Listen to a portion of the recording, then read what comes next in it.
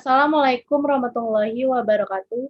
Perkenalkan, nama saya Dinda Kamila Taufik. Saya adalah mahasiswi dari Universitas Pancasakti Bekasi, Fakultas Ilmu Pendidikan jurusan Pendidikan Ekonomi, dengan NIM 18720505055.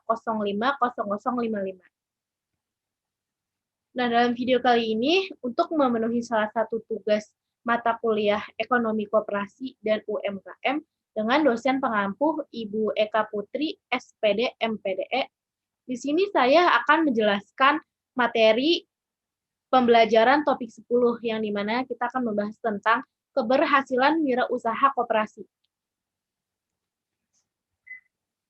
Pengertian kewirausahaan koperasi itu sendiri adalah suatu sikap mental positif dalam berusaha secara kooperatif dengan mengambil prakarsa inovatif serta keberanian mengambil resiko dan berpegang teguh pada prinsip identitas koperasi dalam mewujudkan terpenuhinya kebutuhan nyata serta peningkatan kesejahteraan bersama.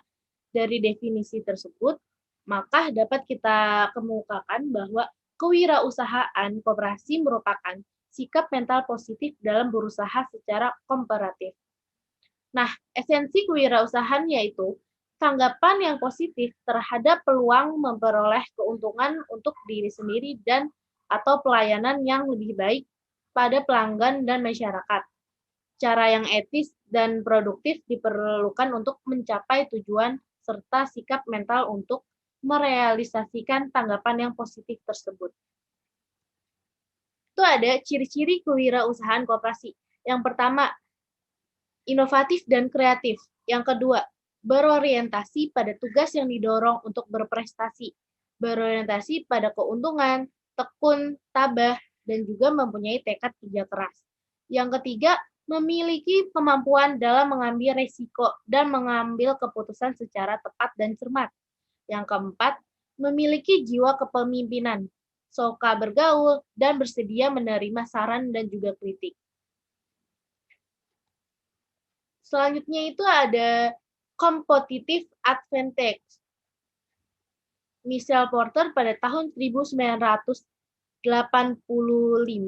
ia mengemukakan dalam award 2013 nyatakan bahwa keunggulan bersaing atau kita sebut juga competitive advantage adalah kemampuan yang diperoleh melalui karakteristik dan sumber daya suatu perusahaan untuk memiliki kinerja yang lebih tinggi dibandingkan dengan perusahaan lain pada industri atau pasar yang sama. Nah, selanjutnya itu ada tugas wirakop. Tugas wirakop itu sendiri adalah menciptakan keunggulan bersaing koperasi dibanding dengan organisasi usaha pesaingnya. Keunggulan tersebut dapat diperoleh melalui yang pertama, mendudukan koperasi sebagai penguasa yang kuat di pasar. Yang kedua, kemampuan dalam mereduksi biaya transaksi. Yang ketiga, pemanfaatan interlinked market. Yang keempat, pemanfaatan kapital secara total. Yang kelima, pengendalian ketidakpastian. Yang keenam, penciptaan inovasi.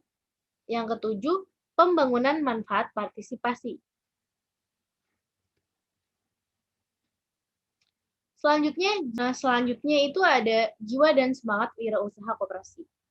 Menurut Meredith, pada tahun 1984, ia menyatakan bahwa seorang wirausaha harus memiliki ciri dan watak yang berlainan dengan individu kebanyakannya. Nah, dijelaskan sebagai berikut. Seorang wirausaha harus mempunyai kepercayaan yang kuat pada diri sendiri.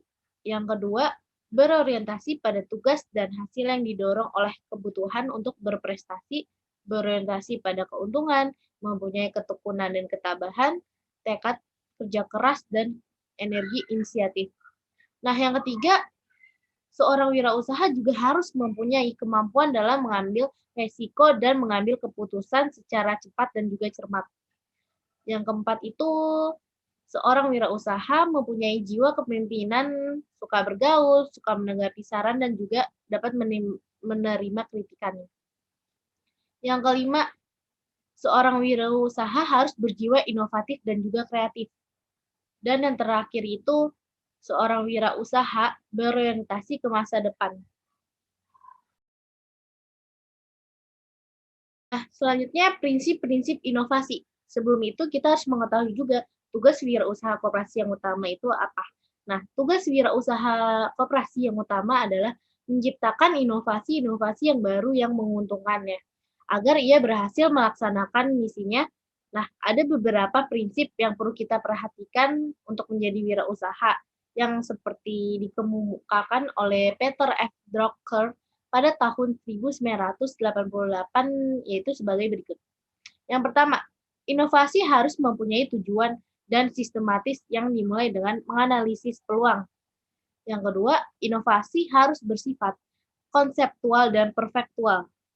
Yang ketiga, agar efektif, inovasi harus sederhana dan difokuskan, dan juga inovasi yang efektif harus dimulai dari yang kecil, tidak perlu muluk-muluk, dan cobalah melakukan sesuatu yang khas.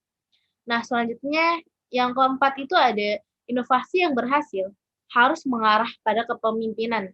Artinya, semua strategi mengarah pada pemanfaatan sebuah inovasi harus memperoleh kepemimpinan dalam lingkungan tertentu.